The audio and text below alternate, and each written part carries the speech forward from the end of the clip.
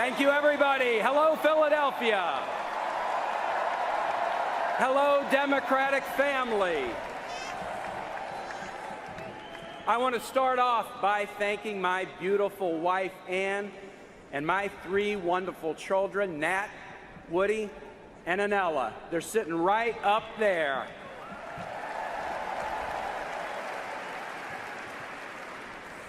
You know, my son Nat deployed with his Marine Battalion just 2 days ago. He deployed overseas to protect and defend the very NATO allies that Donald Trump says he now wants to abandon. Semper Fi, Nat. Semper Fi.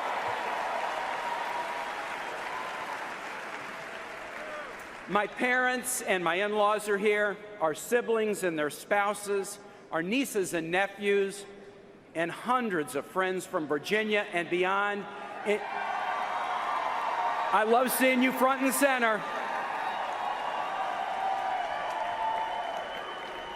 Including my friend of 37 years, Senior Senator Mark Warner, my great Governor Terry McAuliffe, and my great friend and Congressman Bobby Scott. We love you all. Today, for my wife Ann and every strong woman in this country, for Nat, Woody, and Anella, and every young person starting out in life to make their own dreams real, for every man and woman serving our country in the military, at home or abroad, for every working family working hard to get ahead and stay ahead, for my parents and in-laws and every senior citizen who hopes for a dignified retirement with health care and research to end diseases like Alzheimer's.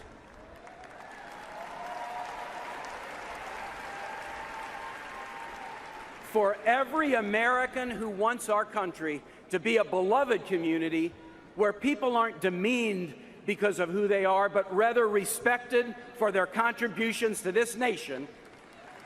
And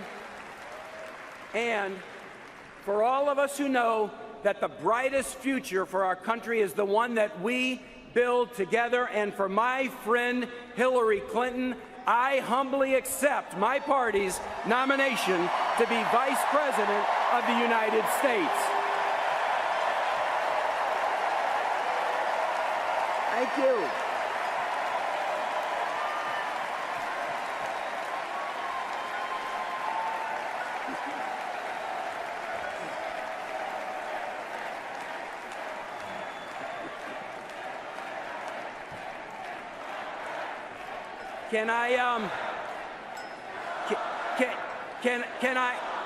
Can I be honest with you about something? Can I be honest with you about something? I never expected to be here, but let me tell you how it happened. I was born in Minnesota and grew up in Kansas City.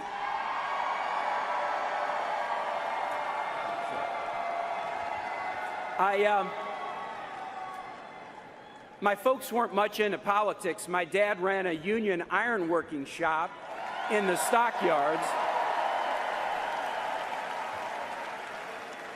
And my mom was his best salesman. My 2 brothers and I pitched in to work during summers and weekends. And you know, that's how small family businesses do it.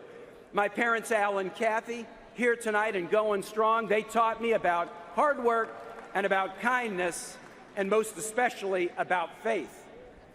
I went to a Jesuit boys' high school, Rockhurst High School. Wow, that's a big line for the Jesuits. Now we had a motto in my school, men for others. And it was there that my faith became something vital, my North Star for orienting my life. And when I left high school, I knew that I wanted to battle for social justice. Like so many of you. That's why I took a year off from law school to volunteer with Jesuit missionaries in Honduras. I taught kids how to be welders and carpenters. Y allá aprendí los valores del pueblo, fe y familia y trabajo, faith, family, and work. Faith, family, and work. Los mismos valores de la comunidad latina aquí en nuestro país. Somos americanos todos. Somos americanos todos. And let me tell you what really struck me there. I got a first-hand look at a different system, a dictatorship where a few people at the top had all of the power and everybody else got left out. Now that convinced me that we've got to advance opportunity for everybody, no matter where you come from, how much money you have, what you look like, how you worship, or who you love.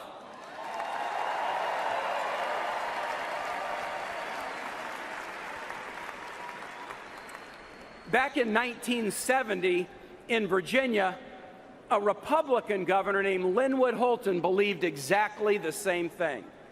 He integrated Virginia's public schools so that black and white kids could finally learn together, and then the family enrolled their own kids, including his daughter Anne, in those integrated inner-city schools. Many years later, Anne went off to college, and she brought those lessons from that pivotal time with her. And then one day, in a study group, she met this goofy guy who had been off teaching kids in Honduras. Well, Anne and I have now been married almost 32 years, and I am the luckiest husband in the world.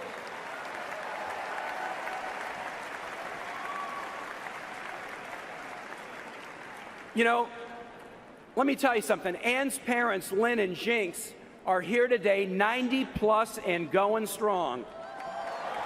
90 plus and going strong. Linwood Holton, he's still a Republican, but he's voting for an awful lot of Democrats these days. An awful lot of Democrats. And here's why. He's voting for Democrats because any party that would nominate Donald Trump for president has moved too far away from his party of Lincoln. And I tell you, if any of you are looking for that party of Lincoln, we've got a home for you right here in the Democratic Party.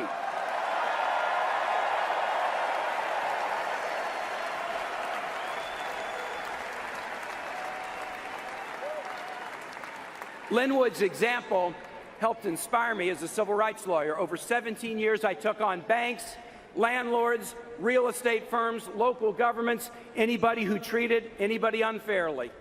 I had a 6-year case against an insurance company that was discriminating against minority neighborhoods all across the United States in issuing homeowners insurance. Folks, Democratic friends, these are the battles that I have fought my entire life.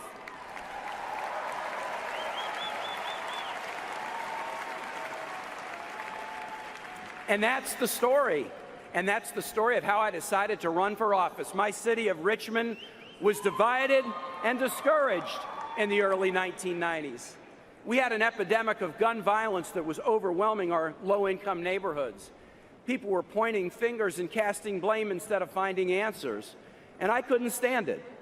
So I ran for city council, and I won that first race more than 20 years ago by a landslide margin of 94 votes. And I've said ever since, if I'm good at anything in politics, it's because I started at the local level, listening to people, learning about their lives, and trying to get results. I see a mayor here who knows what I'm talking about. Later, I became mayor of Richmond, lieutenant governor, and then the 70th governor of Virginia.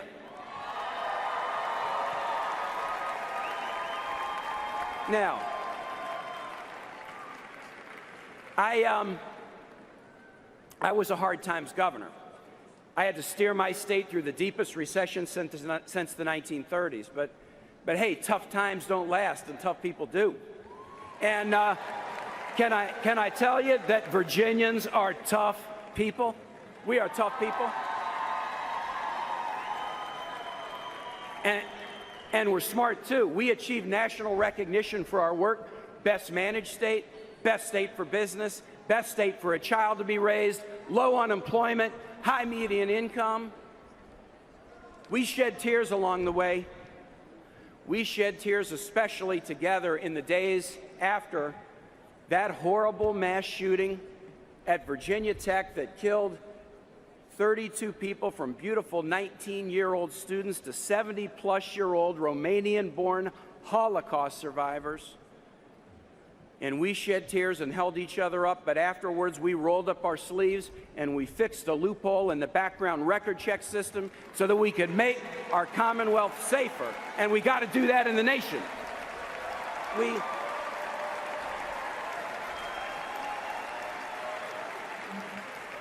We invested in our people, expanding pre-K and higher ed, because we all know in this room that education is the key to all we want to be. All we want to be.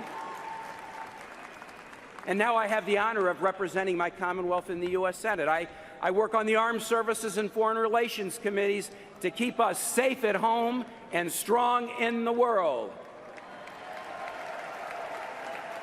I work on the Budget Committee with our great Democratic leader of that committee, a spectacular senator who used to be a mayor, Vermont's Bernie Sanders.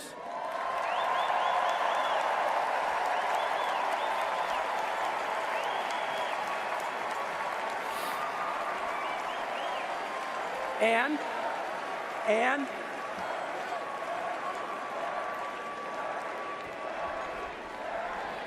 everybody, we all should feel the burn, and we all should not want to get burned by the other guy.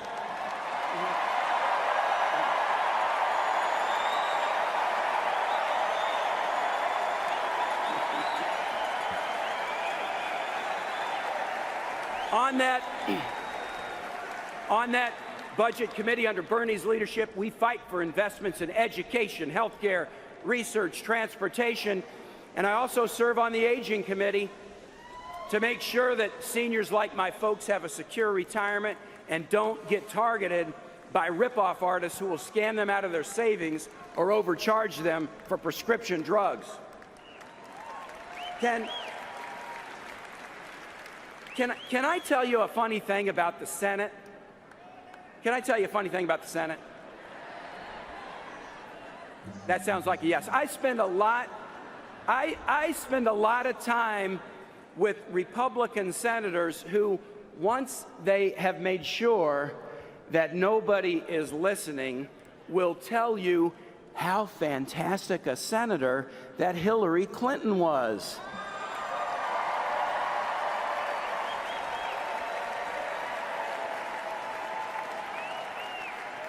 Now look, this journey that I've told you about has convinced me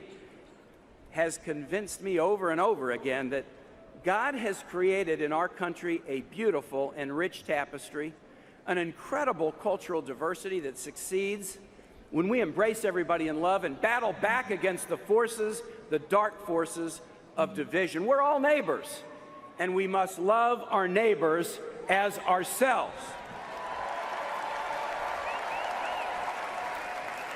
Now,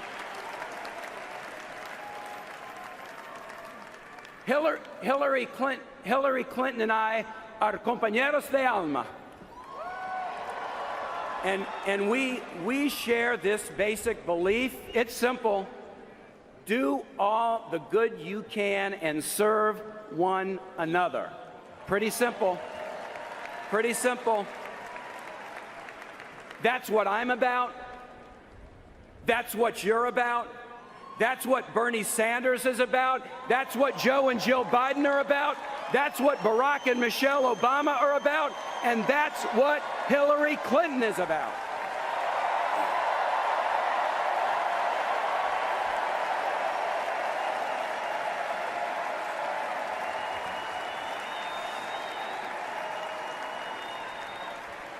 Now,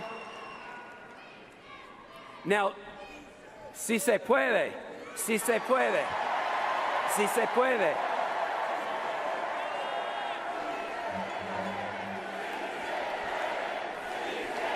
Yes, we can.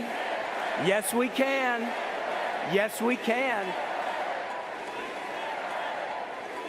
Hey, last week in Cleveland, we heard a lot about trust. So let's talk about trust. Let's talk about trust. I want to tell you why I trust Hillary Clinton.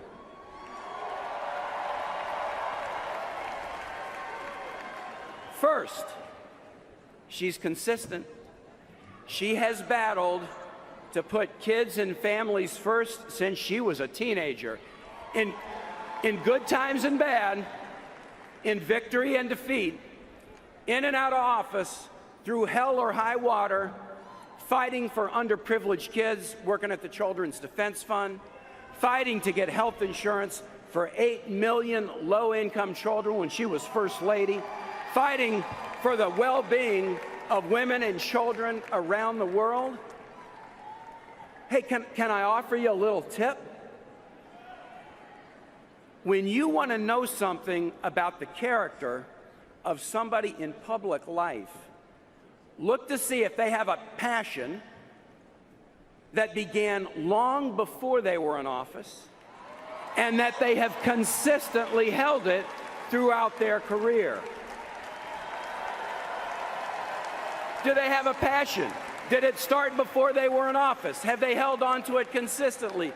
Folks, Hillary has a passion for kids and families.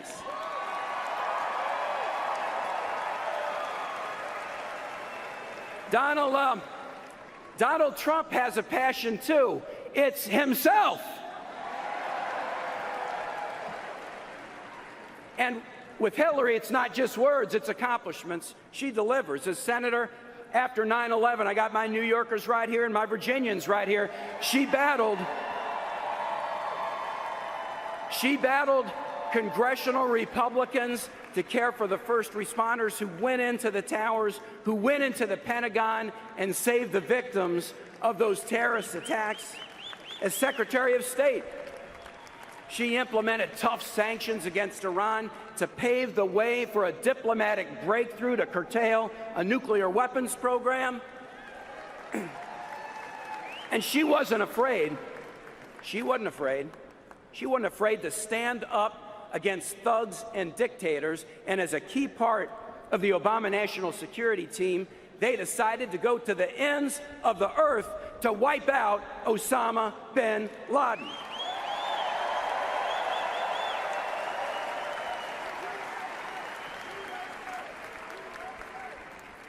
Hey, do y'all remember Carla, the little girl that we heard from on Monday night, who was worried that her parents would be deported? Carla said she trusts Hillary to keep them together. And do you remember the mothers of the movement last night? They said they trust Hillary to keep other mothers, sons, and daughters safe. And on a personal level, as he's serving our nation abroad, I trust Hillary Clinton with our son's life.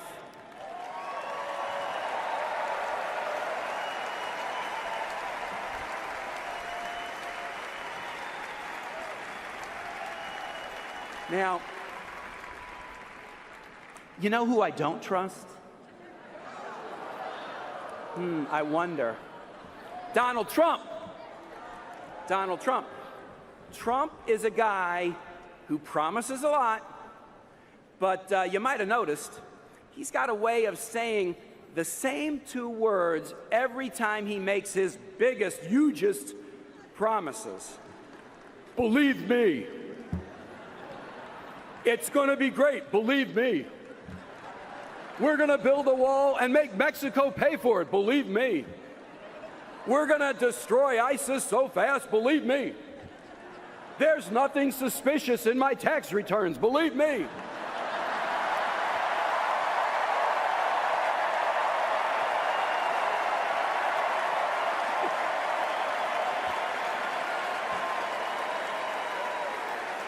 By the way, does anybody in this massive auditorium believe that Donald Trump's been paying his fair share of taxes?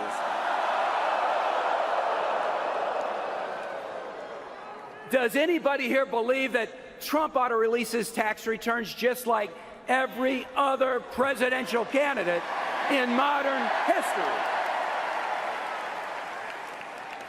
Of course he should. Hey, Donald, what are you hiding?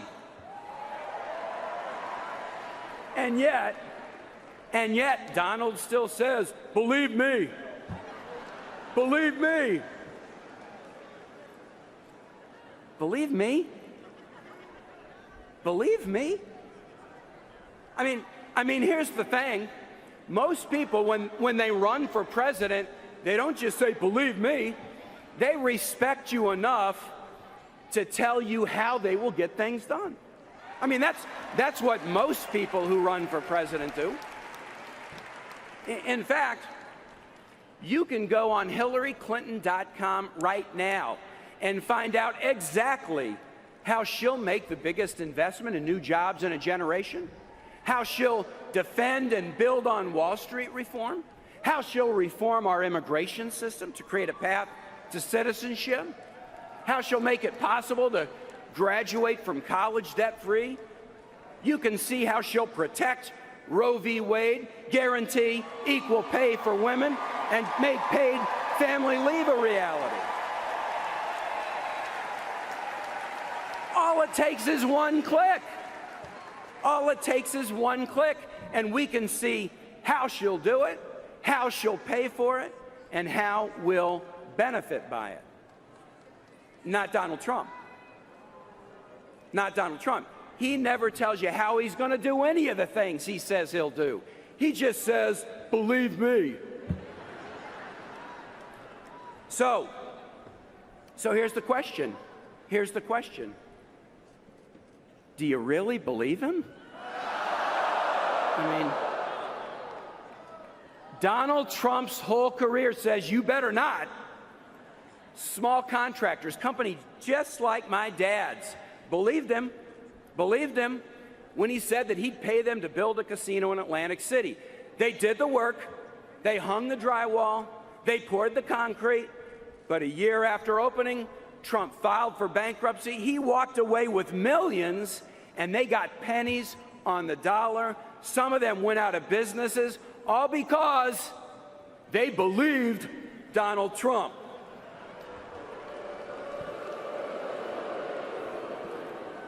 Retirees and families in Florida, they believed Donald Trump when he said that he'd build them some condos, thousands of them. They paid their deposits, but the condos, they were never built. He just pocketed their money and walked away. They lost tens of thousands of dollars, all because they believed Donald Trump. Charity after charity believed Donald Trump when he said he would contribute to them. And thousands of Trump University students believed Donald Trump when he said he would help them succeed. They got stiffed. He says, believe me. Well, his creditors, his contractors, his laid-off employees, and his ripped-off students did just that, and they all got hurt. Folks, you cannot believe one word that comes out of Donald Trump's mouth. Not one word. Not one word. Not one word.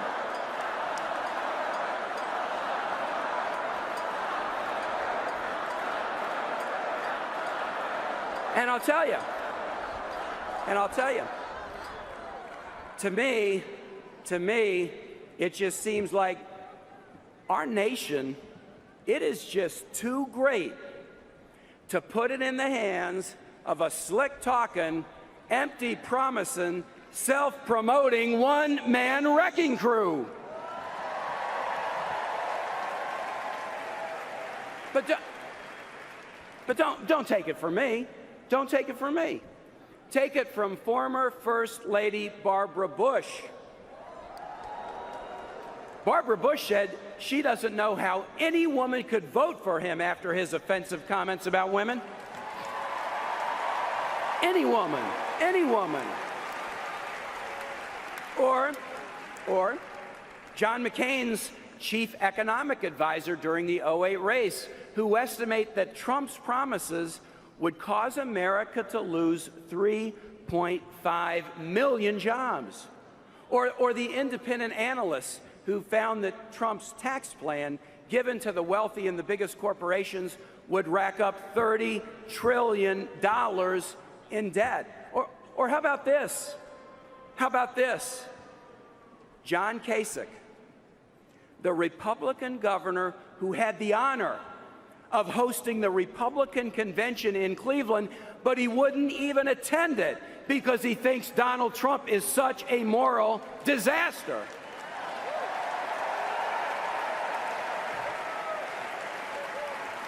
Or take it from the guy who co-wrote Donald Trump's autobiography. Here's what he said about Trump, quote, "Lying is second nature to him." So do you believe him? No. I don't know. How about on this side? Do you guys believe him? No. I mean, do you guys believe him? No. Is there anyone in this building who believes him? No. The next president will face many challenges. We better elect the candidate who's proven she can be trusted with the job. The candidate who's proven that she is ready for the job. And when I say ready, I use ready for a very specific reason. When I lived in Honduras, I learned something. The best compliment that you could pay to somebody was to say that they were listo, ready. Not inteligente, smart. Not amable, friendly. Not rico, rich, but listo, listo.